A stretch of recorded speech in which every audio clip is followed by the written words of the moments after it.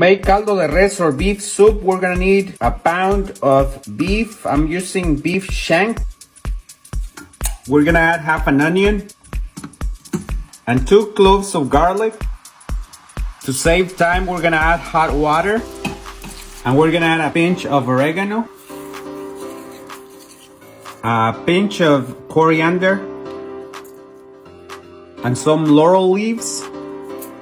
And another optional spice is 2 anise stars like these. In my opinion, they give it a nice aroma and flavor.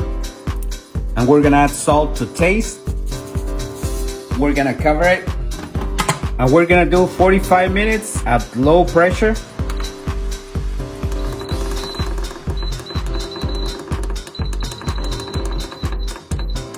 That's it. I like to cook the vegetables separately because the beef doesn't lose its flavor, nor the vegetables. The flavors don't mix up, and at the end they taste better. So here I have 2 chopped Italian zucchini, a chopped chayote squash. I also like to add some chopped green beans and some chopped broccoli, 2 chopped carrots, and 2 chopped potatoes. And this is optional. In my opinion, it gives it a very special flavor. It's chopped fennel or anise.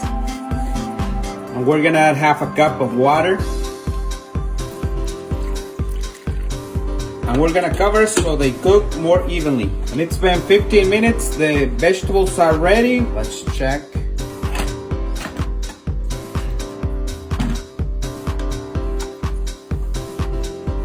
We're gonna remove the onion. And now we're gonna give it a try. Now we're gonna try the Mexican beef soup. Gonna add a little lime juice.